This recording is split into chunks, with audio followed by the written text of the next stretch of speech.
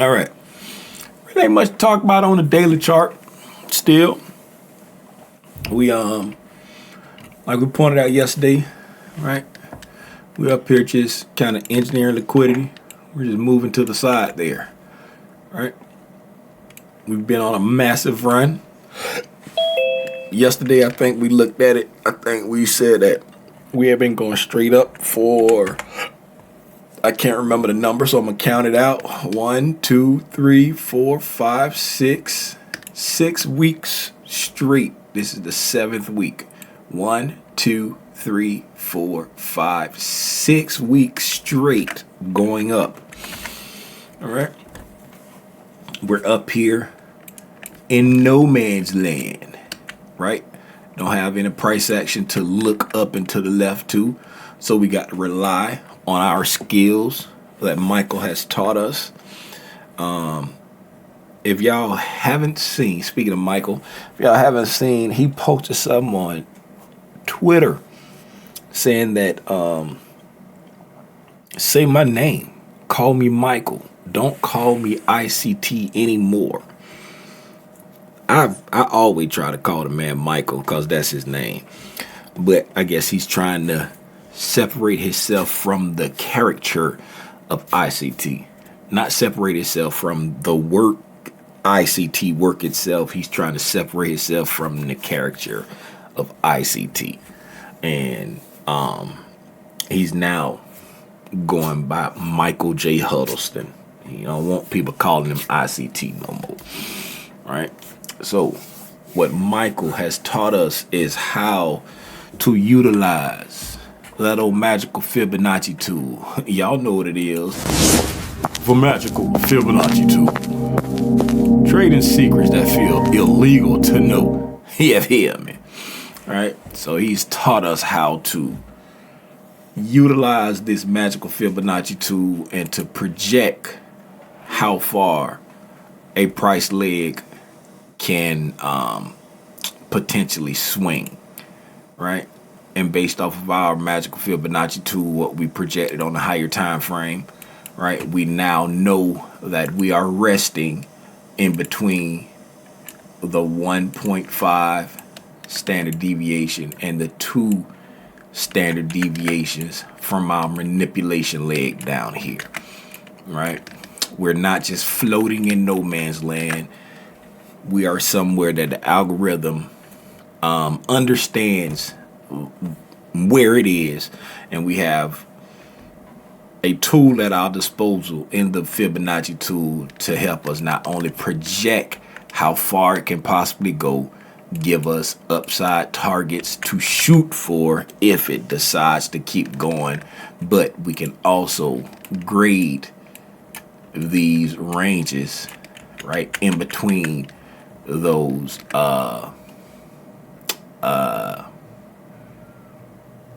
deviations. I had got a brain cramp real quick. Grade those deviations, and if I could find, I got so many things saved me. I need to delete some of these. All right, there you go. We can grade, right, the space in between those deviations and help us on our intraday trading decision. Because as you see, if we go from one deviation to the next, that's over 1,100 points. Huge. That's a huge range, right? So we can grade that range and make our intraday decisions or our daily decisions, right? And not only can we grade. Hey, Grace said that. Say what? Oops. I'm in here off of mute. Hold on. Yep. Right. Not only can we grade those ranges, right? We can also break it down for our fine-tuned intraday trading. We can come in and grade in between these areas also for your fine tuning, right? For example, here in between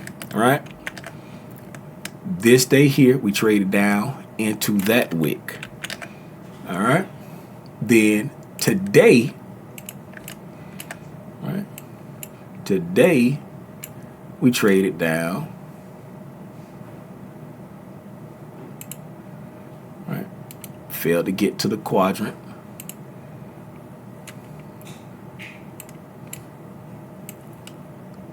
Right. This is in the way. I'm gonna hide this for a second. Came down into, dropped down into that upper octant of this wick right here, failing to get to that upper quadrant, showing strength, right? Whenever we trade into an imbalance, we want to just dip our toe into it, right? Dip our toe in and get that institutional order flow entry drill, right? So this day here, we used that wick. Today, we came in, used that wick, right? Right, that trade below that octant, getting out of there, quick little dipped our toe in there, right? And went up. So even though we're, playing around inside that imbalance, right? All of this right here is just what I like to call a first touch. So when you're trading into something in the first touch, in your mind, you say, yeah, I'm just trading that fair value gap right there. But the algorithm, right, is going to create it, trade away from it, then come back to it. That's when you're looking for it to use that first case utilization, as Michael has been calling it lately, right? So you want to see it trade away, then come back, like here, right? We've started to trade away, right? If tomorrow goes up or if tomorrow comes down, right? We're trading away now. Now you're looking for it to come back and use it, right? But until you trade away, right? This right here is just like a first touch, right? Now, once we go up and just say we hit that 2 standard deviation right there, right? And start to pull back, right? On a daily basis, right? If the algorithm is done with the buy program, then you want to see us come down and then use this as an inversion, right? Why would we be looking for it to be used as an inversion? Because this right here is the first BISI that was created on this move up, going into that anticipatory reactionary point. So when we come down, we'll be looking for it to be used as an inversion, right? Why? Because the PD rays never go stale. Even if we came down, used it, came down and used it again, then that would be considered a reclaimed bullish fair value gap, right? If we used it multiple times for its intended purpose, that will be a reclaimed. Or if we got to the other side, went down, then came back and used it again, that would be a reclaimed, right?